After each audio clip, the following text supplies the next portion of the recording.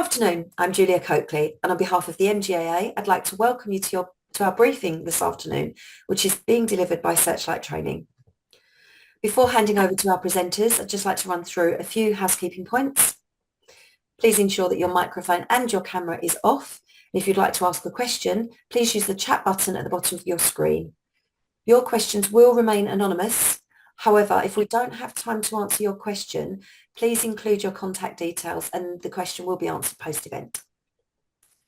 The MGAA's Programme of Learning and Insights has been accredited by the Chartered Insurance Institute for the quality of content and supporting materials, with CPD hours applicable if relevant to your ongoing professional development. Recording of this briefing will be available within your MGAA user dashboard and with a PowerPoint presentation to follow post-event. Finally, you'll be sent a feedback survey. Please do take time to provide your responses for the MGAA executive team.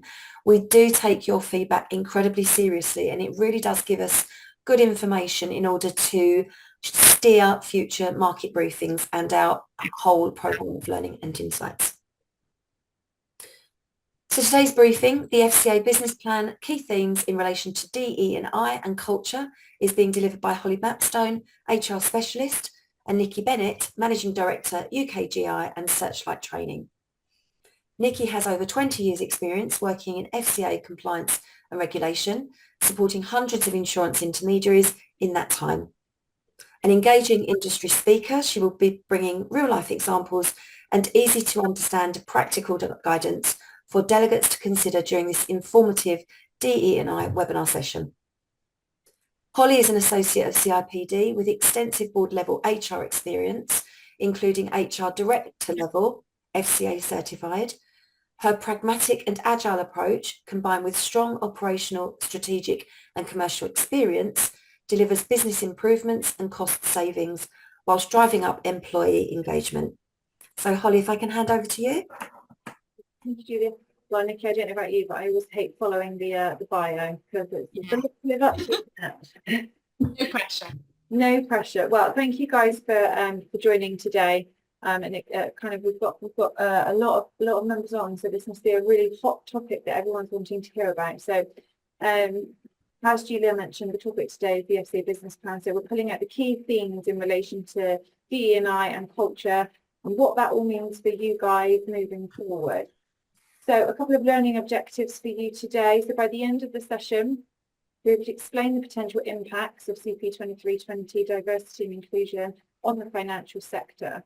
We'll be able to outline the application of diversity targets and the proposed data collection and reporting obligations, summarise how to support DE&I culture and align that to the FCA's business plan. So we're going to pull out some themes and work out some real sort of tangible action points to be able to take away, and explain the link between DE&I and the FCA's focus. And Nikki's going to talk in more depth around the consumer protection piece as well. So all very exciting stuff and quite a lot to cover. So I think if we just initially kick off, we've got a couple of polls just to try to keep the session a little bit interactive and help Nikki and I tailor our content to the audience. So the first poll is, do you fall in the category of a large firm? So that's 250 plus employees, a simple yes or no.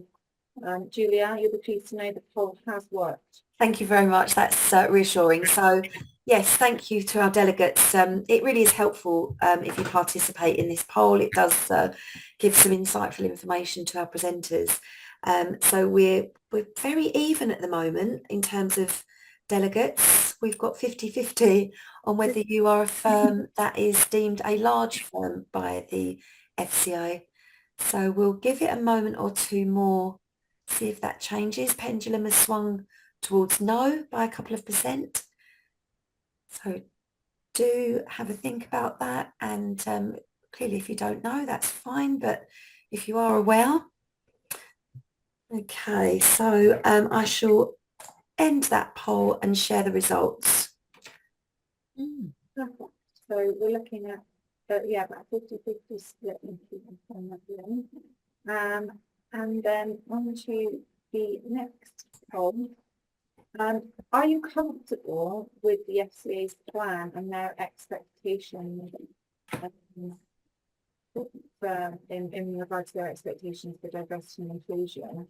So we've got yes, no, or somewhat, however, no idea where to start. So again, these are anonymous polls, so please be as transparent just to help us really guide the content of the slides. Really interesting. Again, I was curious to know whether we would have anybody say somewhat and however, no idea where to start. So there's a good proportion, 55% are responding somewhat, however, no idea where to start. So really interesting response here. We'll give it a moment or two for our delegates just to give further consideration to responding. Just a moment or two. Thank you. Perfect. So we've ended up with 15% of people have said yes, 30% have just said no, and then 55%, so the largest proportion said in the main yes, but no idea where to start. So hopefully by the end of this session, we will be able to move some of those people into the yes category with some real sort of action plan, tangible results that we can kind of put into place. So, okay. Perfect. Over to you, Nikki. Thanks, Holly. So if we consider CP23, I think 20 actually, not 30, so typo there for me, my fault. I think the important thing to think about with this paper really is, firstly, it is a consultation paper, but a policy statement is normally likely to follow after a consultation paper. But pleasingly on DE&I, I think the FCA have been quite engaged. They've done stuff jointly with the PRA, and they've invited people to get involved and talk about the challenges. But what the FCA is looking to achieve, particularly for large firms, is for large firms to develop some very specific strategies, including very specific goals that they are looking for them to achieve, which will improve diversity, and how they plan to meet those objectives, and what methods they're then going to use to measure progress. So this requires a collaboration, across HR, across the working business itself. But more importantly, it's going to have to be supported and driven by senior roles within the business. And I think the larger you are, the easier that may be. What the FCA is looking for is for firms to set proper diversity targets, and then there will be a requirement to disclose. And we'll touch on the data a little bit later on, but if any of you, particularly large firms, have been in to have a look at the suggested return, it's very comprehensive.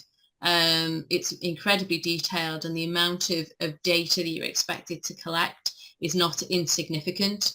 And how you collect that, the amount of engagement you actually get from staff, and how you collect that is going to be quite involved, but you will be required to gather information on gender, ethnicity, other diversity categories, and provide a very comprehensive report to the FCA.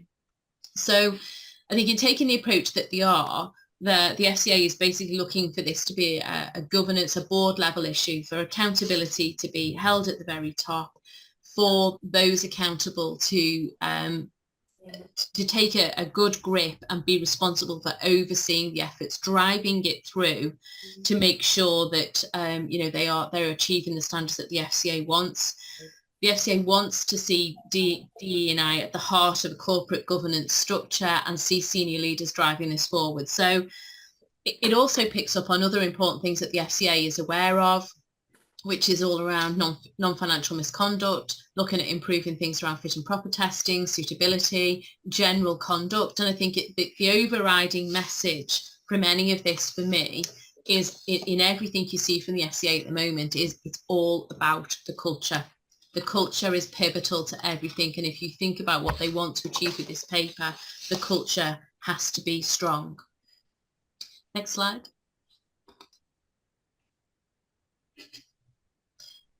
I think this sentence for me, it was taken from a recent speech from the FCA, and I think it summarises everything in what the FCA wants. And it's a very simple statement that if as a firm you are not able to reflect the society that you serve, then how are you able to achieve the aims? How are you able to adequately reflect what your customers really want?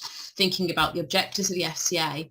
And if you're not able to achieve that, how else in your cultural perspective and how you operate are you able to achieve the same standards that the FCA wants? Fundamentally, simple requirement: protect consumers, enhance market integrity, support competition, which is fabulous, and make sure that, you know, the UK has competitiveness and economic growth. So they're positive things that the FCA wants to achieve, but they want to see a holistic approach now. They want to see that culture is central to the objectives in any regulated entity, and it's important to try and articulate what that looks like, and it has to include a greater focus on diversity. Fundamentally, they think that a firm that has an inclusive workforce, that has a good approach to a diverse and inclusive customer base, and recognition in that with it's central to what they're doing, then they're satisfying a pivotal requirement that puts them in good stead to achieve what the FCA is hoping to achieve. Next slide. So linking that then into the business plan, again, like I said, what the FCA is looking to achieve isn't rocket science. Protect customers sits at the very heart of what they're trying to do. But fundamentally, they're trying to create an exciting regulatory environment so that we can, you know, keep ahead not only in the UK market, but also more globally. So where they see the risks of harm, whether that's an ability to prevent risk of harm, or where they see the ability to improve by setting and testing higher standards, that's where they want the culture of the firm to drive that objective, which includes DE&I. And I think that the biggest thing that links to all of this is the focus on consumer duty. Consumer duty was a massive step change for regulation. So if you think about the things that the FCA is trying to achieve through the CP paper, trying to achieve through its business plan, basically this is dependent on a really strong customer-centric culture, a well-represented culture, a very engaged workforce, and culture embodying a diverse workforce is more aligned with achieving those aims. Next slide.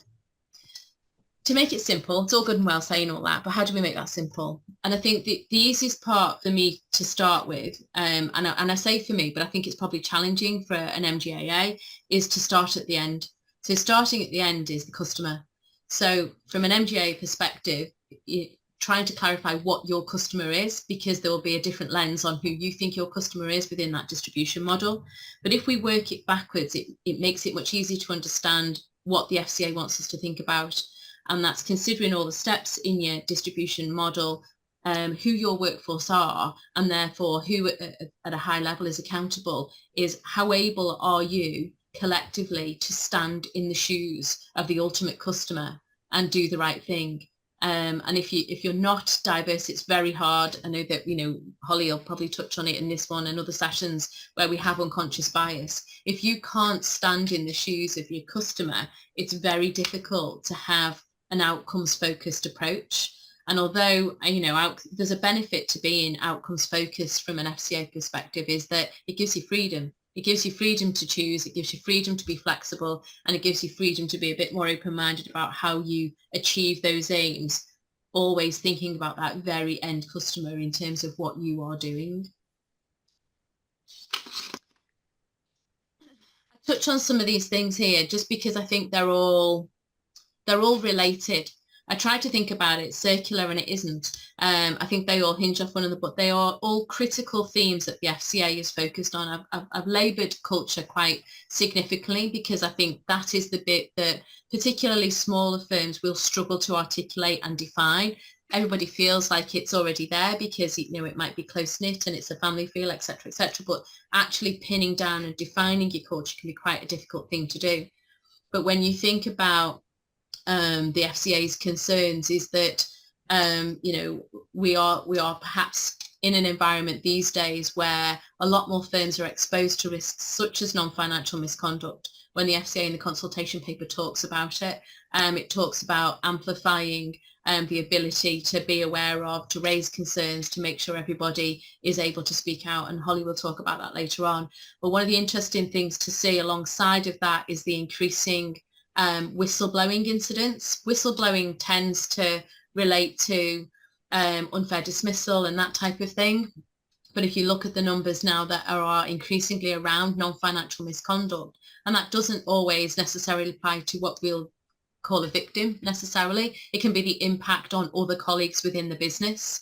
And there is a rise in whistleblowing incidents, which is becoming a bit more prevalent.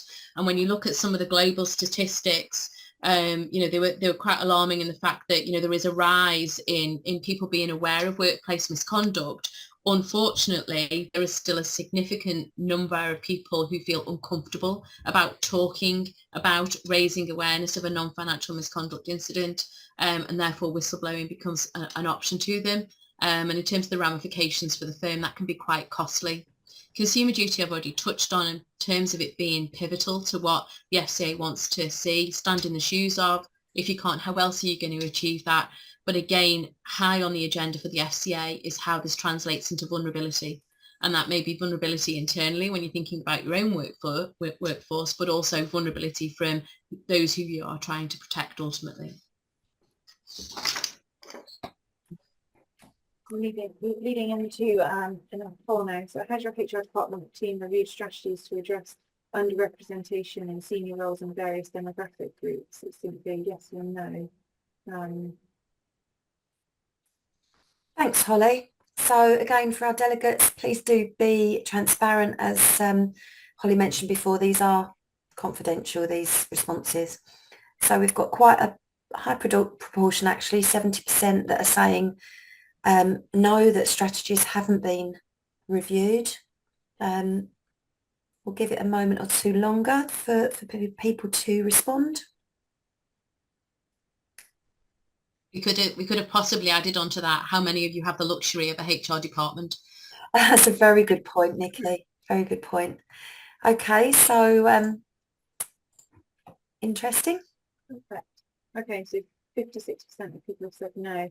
Out of the 44 that said yes, as we go through some of the strategies and even at the end, hopefully some of those people that we're talking about are some of the things that have already been implemented. But actually, if there's things in there that we haven't discussed that you have trialed and tested within your firm, it'd be really great if you could put those in the chat first, because then that I think we're just a really interesting piece for us to be able to reflect on. So perfect. Okay, so when we look at some statistics, I found a recent survey, the Inclusion at Work, which was published by the CIPD, and I put out some key statistics just to kind of shine a little bit of light on this. So 48% of employers have implemented a diversity and inclusion strategy or have an action plan. So I would say from where we were 18 months ago, that has massively progressed. I remember some of the statistics I started with in the first year program, and we wouldn't have been seeing 48% there. So the progress is happening, but it's clearly on the flip side of that, there's still over half of employers are not having conversations, developing ideas, and even putting some actions into place. So there still is plenty of work to be done there. And of that, only 25% of the businesses have had a reactive approach. For example, responding to mandatory reporting requirements, or from a PR perspective, I was reading some of them have kind of done it to be able to post on certain sites, etc. So unfortunately, I think the development is there in terms of where the conversation is going, whether or not the intent is also in the same vein as what the FCA is wanting is sort of a separate matter. But it's really interesting to see that sometimes what we want to avoid is that sort of tick box. I have done the mandatory, reporting requirements, or yes, we have a piece of paper in the corner that says it's our strategy, but it's covered in dust and no one looks at it. It's just a waste of everybody's time. So it's really just trying to make it meaningful and proportionate to your business, I think, is the key point to remember. So when we talk about underrepresentation, what do we actually mean with that? So in terms of the actual definition, it refers to a person or a group of people who are insufficiently or inadequately represented. So when we think about our team, then do we have underrepresented groups? I think the financial industry and sector in itself, it has come a long way, but it's still, we still are striving for maximum diversity and inclusion. And again, pulling out some of these statistics from the Inclusion at Work survey, pulled out that only 19% of C-suite positions in banking, capital marketing and payments are held by women. So again, progress is being made, but having that breadth of knowledge and skill set at the highest level that really then can cascade cultures down. Because remember, bottom up and top down, I think we really need to focus on that leadership board and how do we improve, the diversity at the C-suite. And then the number of female fund managers rose by 12% in the last year. So again, we are year on year seeing that progress, but there is always still, a vast amount of work to be done there. This one's quite interesting. Only 100 of the FTSE 250 either have no ethnicity or minority representation on their board or did not provide data. So again, not only thinking of gender and age, but culturally, we're thinking of religion, ethnicity. That diversity piece comes from all elements of social background. We're really just trying to, like Nikki said, I think tap into actually if we want to be able to give the consumer the best opportunity and the best service and products, then we need to diversify our team to then be able to relate to different scenarios as best we can. And 57% of those from ethnic minority employed in the financial services felt their talents are being overlooked. Again, it's interesting. I couldn't dive a little bit deeper into this because the report was a little bit restricted on the data, but it would have been really interesting to see if we could have pulled a report for the correlation between ethnicities and their roles and levels within the different firms, because that's a really interesting statistic in terms of them feeling as though potentially they've been capped or overlooked. Again, kind of going back to some of the initiatives that we're going to talk about today, but nearly 60% is quite a high number that we need to be kind of looking at. So going over the statistics, Nikki's talked about the FCA's agenda and concept of where they're striving for. So I guess everyone's sat here thinking, okay, well, why is this so important? If it's not just to tick the box and do the some of the reporting and make sure that our audit's okay, etc., then why should we really be worrying? Nikki, I don't know whether you want to kind of pull out onto this. This is from the report. Yeah. I think again this is indicative of the FCA encouraging firms to take a holistic view. Their view is, as a sector, financial services, we do struggle to attract talent. And this is emphasising that fact of saying if we are able to widen the talent pool, increase the attractiveness of the UK as a place to invest and do business, i.e. we are representative of what the market is looking for, then this facilitates long-term growth and obviously their ultimate aim, going back to their objectives of international competitiveness of the UK economy. And so this is something that the FCA is keen to focus on, and going back to what I said earlier, and Holly's referred to, this is not just about ticking a box. It's not about that. It's about underpinning the fundamental structure and culture of each firm that puts them in a better place to achieve this and make it more diverse. So again, all these reasons as to why we should be focusing on this is hugely underpinned by other statistics which we'll talk about later on in regards to profitability, employee welfare, but some of the main reasons on the screen here, diversifying your consumer base. So, engaging with social groups and just different consumer bases that you wouldn't necessarily be able to reach. It just allows you to cast the net as wide as you can. Internally fostering a healthy workplace culture, which again, the FCA's got a huge sort of spotlight on that. I think everybody's sort of healthy workplace culture is completely different to their firm, and I think it's about just understanding what that looks like for you and how we can foster that really, and it's about kind of it's a journeyman at the end of the day. We're taking an employee on an employee journey, and every touch point there should be elements that are underpinned by the strategy.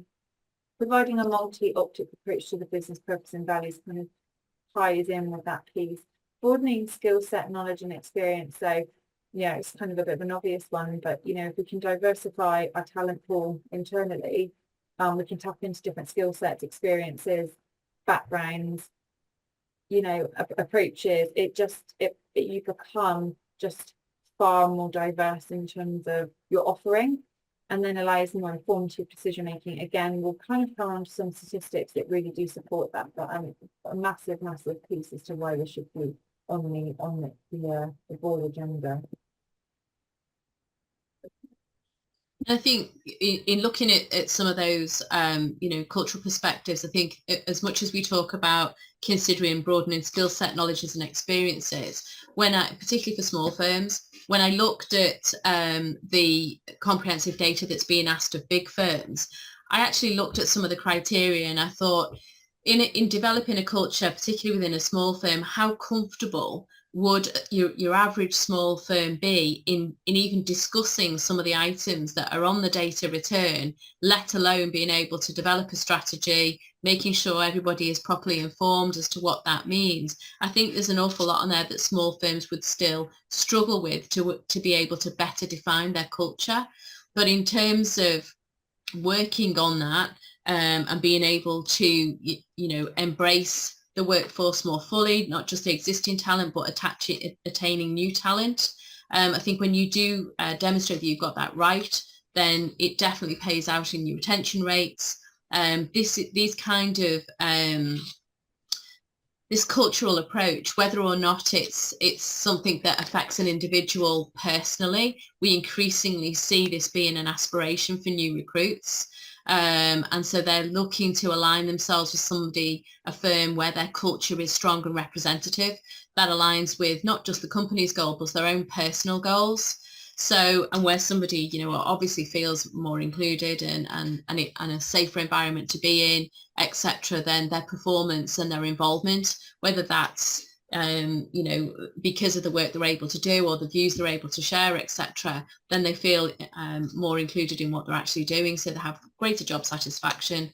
Fundamentally, what we all want is a less stressed and happier team. That's what we all aspire to. But I think even at a very high level, from top level accountability to define that culture, I still think there's some education for us all to have to understand the breadth of what that actually includes and the many different facets of a diverse and inclusive workforce.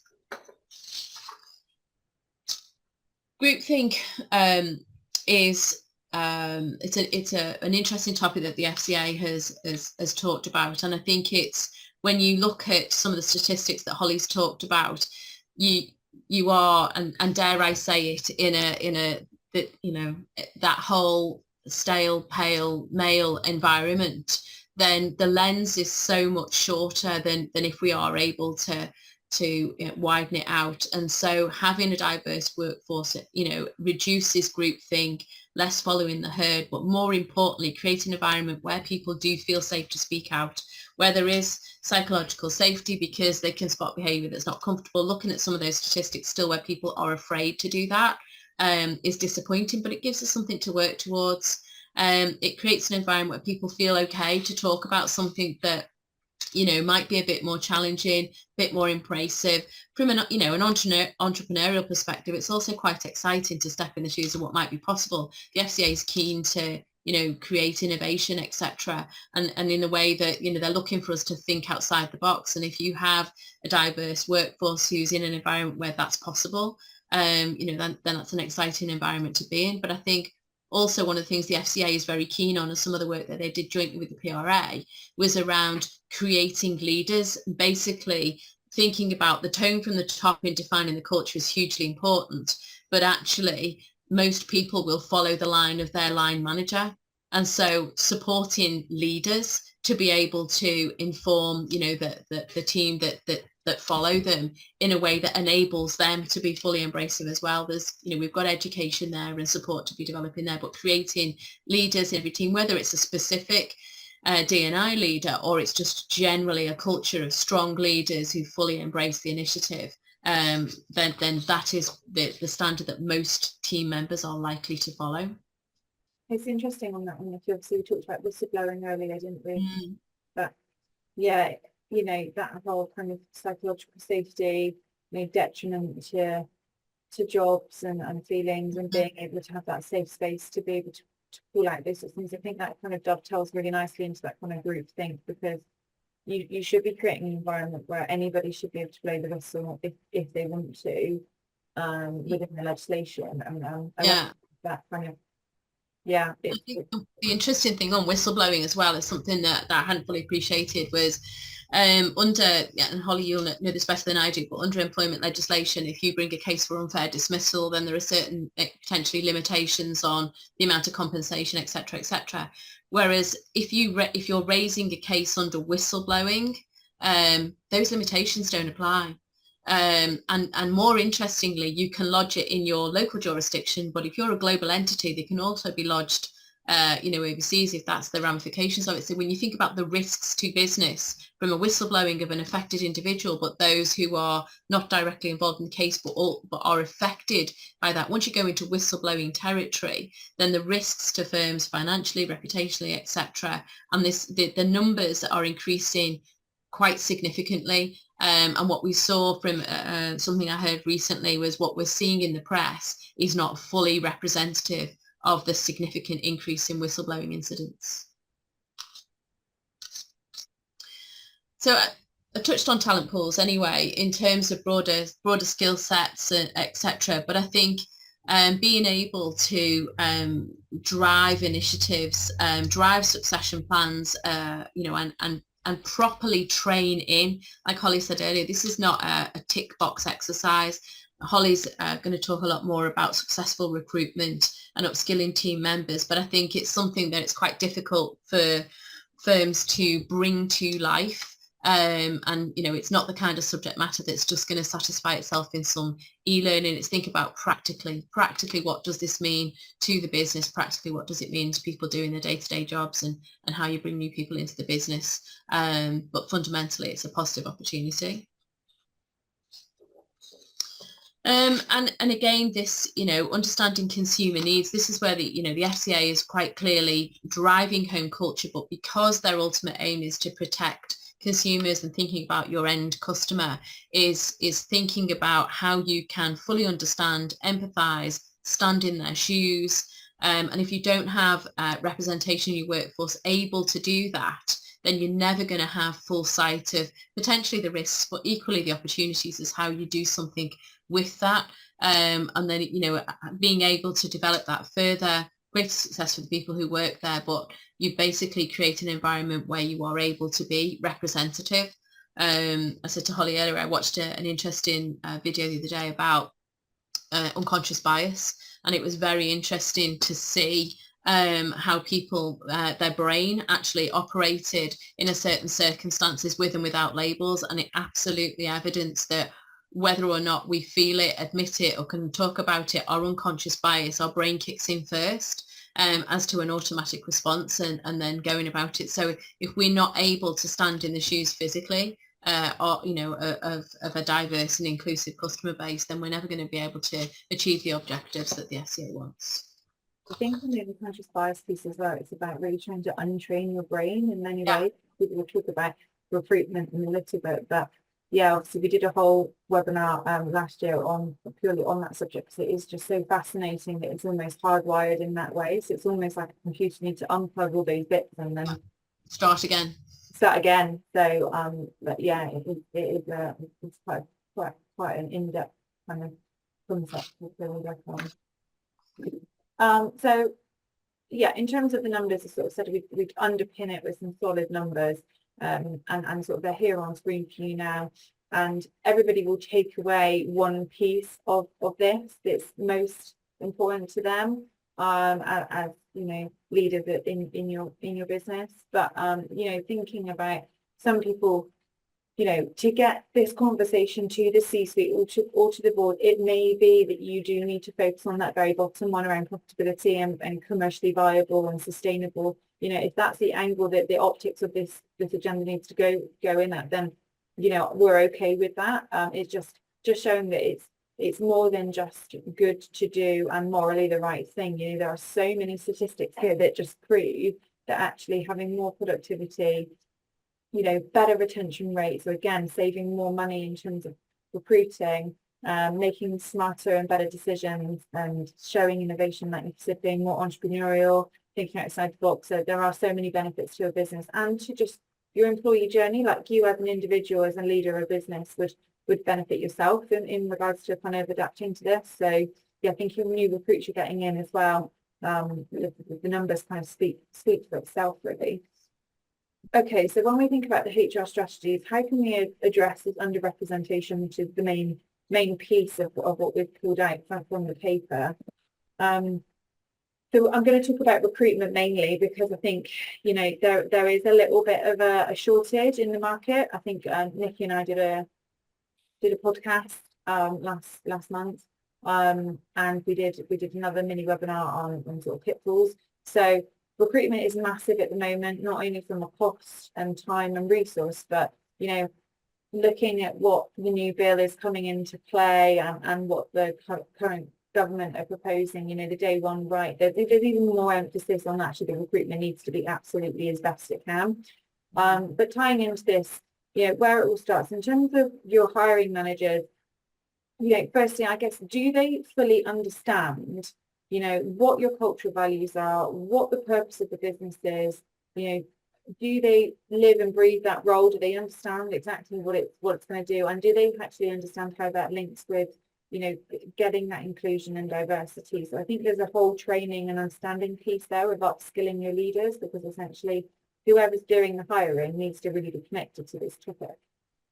A review of the job description, I always kind of put that on there because firstly, let's just think about the language, you know, and the terminology. And, you know, so many times I see job descriptions and I'll read a key responsibility and I'll kind of go back and say, what does this even mean?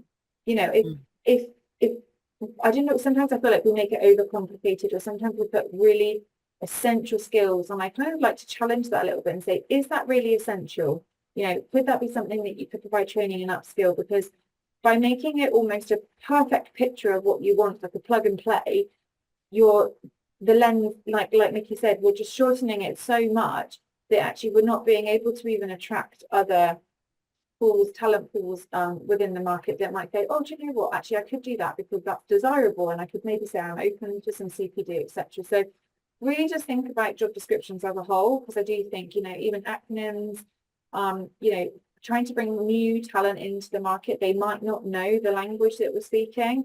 So just trying to reflect that really on your job boards, on your LinkedIn, or however you post, or even with the recruiters. Offering reasonable adjustments throughout the recruitment process kind of goes without saying, but, you know, saying, oh, I'm an equal ops opportunity, I'm an equal ops employer. Okay, that's great. You've got a statement, you've got a policy, you say that on all your JDs, but, you know, what does that actually mean? Is that reflective of making accommodations? You know, like that language and that kind of overcoming potential barriers that could prevent people from applying. So there is a piece on that. We did an interesting exercise recently on some of our job descriptions, and we asked a student to look at them. She's 20, I think. We asked her to look at our job descriptions and to tell us, you know, what she thought. She's a university student, and to come back and tell us tell us back what she thinks the role is. And she on all of them, she come back and she said, I've no idea. No idea. I did some interviews the other day. It wasn't it was for marketing really, so it was a back office role. And every single interview I've done, I kind of got asked, so what is actually the job? And it's not until you get kind of challenged like that you think, actually we've just made this we're overthinking this, we're making this way too hard. So yeah, I would really stress that, kind of just strip it back and, you know, is it an automatic backfill? Do you actually need to just have a little think of the structure as well? Because I think quite often when there's so much pressure to just backfill the role, just get a bum on a seat, you know, get that filled with the resource, but actually just taking a bit longer just to think about the wider strategy of recruitment is key. The interviews is always an interesting one. So I put structured interviews versus a more dynamic approach. I think there's a time and a place for both, depending on what role you're looking at. You know, I think there's definitely so many positives around structured interviews, matrix, trying to use a scoring matrix to, again, remove that unconscious bias decision making and make it really fair and equitable. And I would potentially say that's almost like your first sort of filtering approach to just kind of whittle down the pool. If you do a two-prong approach where you have a first and second stage, I would highly recommend trying to use sort of a more dynamic approach on the second one. So, you know, whether that's asking them to present something or you know, trying to meet them for a coffee or getting them to come into the office, just trying to mix up how you're really interacting, because at the end of the day, you need to also understand what that person can offer. Like I said, we talked about the experience and skill set. So trying to use a bit of a mixture of both. So I don't think just it's not one size fits all. And trying to get the most out of people is best. I don't think personally sitting in an interview and just kind of drilling them with 50 questions is the best you're going to get out of somebody. Looking beyond the cultural fit, again, how do you assess that fairly? Do you have cultural based questions within your matrix? So picking out your values and what you stand for, and actually thinking about, okay, how will I measure somebody against this? And can I give a situational or a behavioral question that could then help them be able to just talk around that? Or how would they work in a situation, or what would they do? So again, thinking about that to be able to actually evidence, if you needed to, that was a true consideration within the process. Blind CV vetting is something I think is brilliant, because, you know, social media is now the way of the world, and we're LinkedIn and we're looking at, you know, are they on this, are they on that website, are they on all social media channels? But actually, by doing this sort of process, which is sort of a pre sort of interview, your unconscious bias mind is already sort of filtering out for you before you even know. So maybe thinking about, could HR just remove the name and the age, you know, and maybe the location, because quite often you'll see it and you think, well, how are they going to travel there? Or, you know, so I just thinking about just removing it so you've got the core details of the experience. And I mean, there's loads of AI tools at the moment that are helping this, and it's a really interesting topic. I think I spoke about it last year, but we really need to sort of leverage the power of technology in terms of just letting them do some of the heavy lifting, so you can really focus on the actual people element. I just think that's a really kind of interesting topic. Speak openly about ED&I. You know, it needs to be open in the office. You know, do you have work groups? Do you have a committee? Do you have a page on your website? You know, do you do, you know, charity events? Do you look at celebrating all different religions? You know, what do you do? Do you do something for Christmas? Okay, do you do something for something else? So again, just try to broaden the audience that you try to kind of connect with. Your recruitment source, again, probably would be interesting to know, but if agencies are still the main use, I know they're kind of eye-wateringly expensive, but you know, LinkedIn is obviously coming up now is a strong contender. But even if you do still use a panel of agencies, just making sure that they align to your values, so they understand that you're trying to diversify. So having that conversation is absolutely key. And then, you know, remaining agile, that's kind of obvious when you say, but removing unnecessary barriers without even knowing. So just trying not to make the job too hard for people to apply. I think if you look at it and you think, would I apply for that? You know, is the salary, sometimes you see the salary of, you know, 20,000, and then the key responsibilities, you've got kind of 15 bullet points. You know, it's just about being proportionate and thinking, actually, how can we advertise this? How can we make this a PR piece to actually make this as attractive as we can to all different sorts of groups and people? We always talk about proportionate and compelling strategy, but it always has to be proportionate, doesn't it, Nikki, to the size of the firm you're at? But just a couple of these that are on the screen, just again, we're not always just thinking about age or religion or gender, but, you know, the disability that we're trying to tap into, you know, the gender equality, and, you know, coming through now in terms of speaking quite openly about, you know, gender reassignment, LGBTQ+, all those sorts of things. We just really need to try to create as much awareness about that internally. So just proportionately, it's not just one of these tick boxes. It's kind of a real spectrum of it all. Okay, and then the final course, so do you measure cultural alignment throughout your business? Yes, all the time. No, we have our values, but unclear how to measure them. Sometimes we do for recruitment and assessment-based tasks, or unknown, our culture is undefined. If Julia will just pop up the final poll. So we've got immediately a good proportion saying, no, we have our values but unclear on how to measure these. That's still remaining the highest proportion of our delegates. Thank you for contributing to this poll. Fairly evenly split between yes all the time and sometimes for recruitment and assessment based tasks. A pleasingly low number, just one person whose culture is currently undefined, but hopefully that will change post this briefing. Just give it a moment or two if you'd like to provide your response. Okay.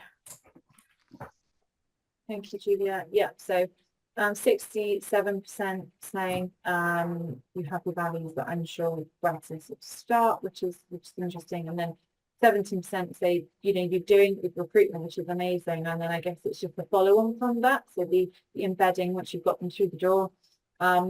An amazing 11% say yes all the time, which is great to hear. And hopefully, like you said, that sort of one person that's put unknown at the moment, maybe, you know, hopefully they're strategizing or going through a revamp, and hopefully after this session it will give you some ideas. So measuring cultural alignment, so opportunities to measure, you know, some of them are up on screen. Obviously recruitment I've just talked about in quite depth. I think especially when we're coming on to probation management and moving into the sort of day one right that we're seeing in the media and from the government's proposals, you know, probation management is never going to be as important as it is at the moment. And I think, you know, it's always, don't just wait till the legislation comes in. We need to get into that best practice of having those challenging conversations during the probation, really actively performance manage. And I think during those first sort of 6 months or so, it's quite easy to assess whether the conduct and cultural alignment is there, but it's about building that into your forms, building that into the language that you talk about, and just measuring, you know, the what and the how they do things. So it's not just what you've done, okay, you've achieved your targets. How have you done it? Okay, if you've been quite disruptive internally, externally, if you've given a bad result to a consumer, but you hit your targets, well, okay, that's not what we're wanting. So really trying to build out what, you know, the behaviours that you're wanting is the best way to think about it. And then that leads sort of into the appraisals. There should be sort of continuous conversations around behaviours and just general sort of non-financial conduct, I think is probably what Nikki's going to sort of lean into. We always recommend doing engagement surveys to be able to measure and building in, you know, do you know what this means? Can you relate to this? How would you measure this? You know, ask your employee voice to add some kind of context behind it, and ask them, you know, what would you like to see? I don't know whether you've got any other sort of things to add around sort of the opportunities to measure cultural alignment. I think there's quite often a lot of good stuff that goes on, but people don't measure it because they don't put it in that context. Yeah. And I think if you are gonna measure things, I think you need to step back to, like a good starting place for me is looking at the data requests that the FCA's got. How aligned is that with what you would visibly see in your culture, in your process, in everything, to say, actually, we don't even talk about it, let alone are we able to measure it. But it was an interesting point to kind of think about what you might need to be more aware of, even if it comes down to, you know, one of the questions is how many of your staff are unpaid carers for a family member or something like that. How many of the, you know, you actually know that a member of your team is a carer? Like, and what does that mean to be able to, you know, provide an environment where they could perhaps be more flexible, whatever it might be. So if we don't even know what we're measuring, we're not capable of measuring it. So I think that was a good starting point for me to think about what do we measure, and then how do we build that into this entire process, from recruitment to appraisals and succession plans, etc. Yeah, that's a really good point. And then from the data collection piece, I think that's what you wanted to touch on, Nikki, wasn't it? Yeah, I think early indications are that firms are either struggling to collect the data because they're not geared up to record it, and some of the data was sort of, you could have read it that small firms aren't as engaged as they should be, but actually that you couldn't judge that on some of the response. So I think there's have a look at it and get ready for it. But fundamentally, within any business, any size, irrespective whether you're over or under 250, it's thinking about there should be a key individual in the business who is accountable for DE&I issues, and who is that individual, and how comfortable are they that they've got sufficient assurance that their business is in the right place to deal with this properly, is my thing. So obviously consultation paper, those returns weren't mandatory. Remains to be seen what comes out. We're expecting a statement, hopefully the end of this year, so 2024, which will give us a bit more insight. But obviously we don't want to wait till then to do anything. And there's enough awareness for us to start thinking about this more proactively.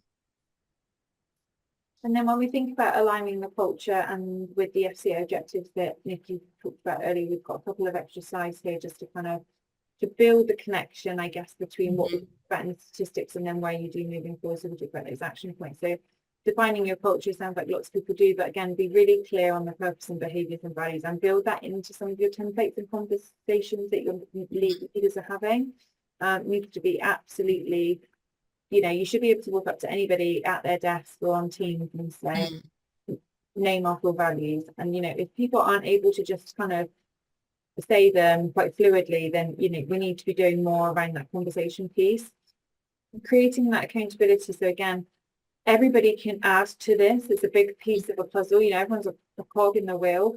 So allow people to have some accountability to adding to that, and they want that as well. Recent surveys have shown that people want to be adding and making a difference.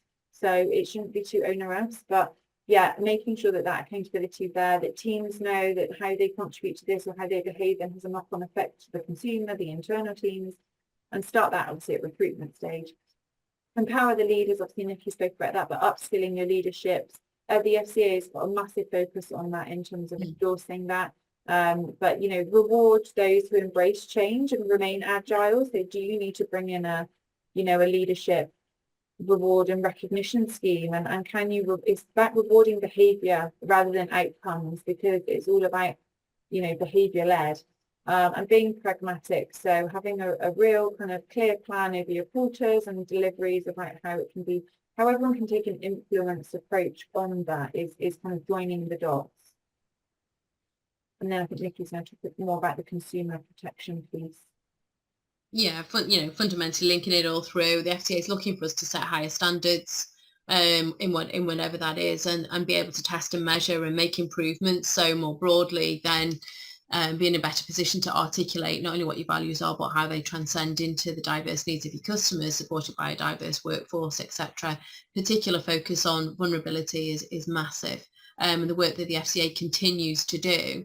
And the data they continually ask for these days is to be able to demonstrate that. So the strongest firms that show less failings from a conduct perspective are those with a diverse board, diverse management team, and fundamentally then, ultimately controlling your risks from whistleblowing and reputational fallout, etc. when things go wrong, is imperative. It's what we all want.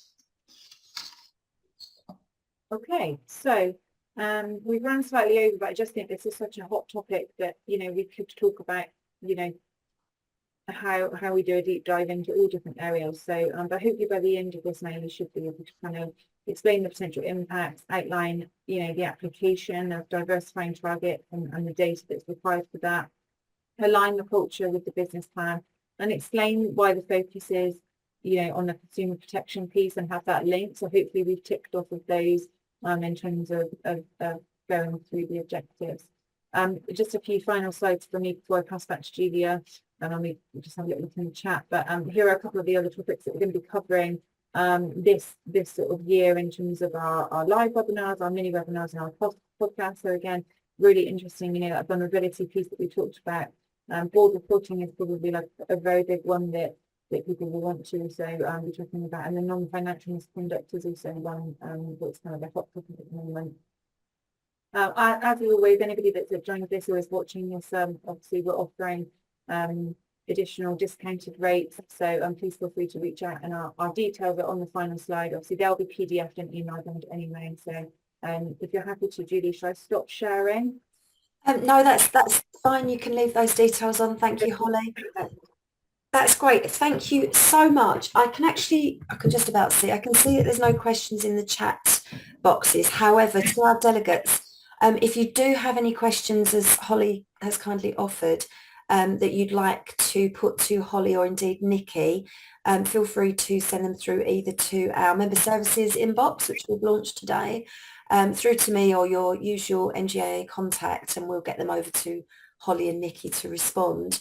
Just like to say thank you as always. We really enjoy working with Searchlight Training, and Holly, we always appreciate your presentations, always invaluable. Nikki, I know you've presented for us before as well, so again, we really appreciate the presentation today. It's such an important area, such an important space for our members to be kind of alive to, and particularly with regard to the FCA and their regulatory aspirations, I suppose, and forthcoming compliance requirements.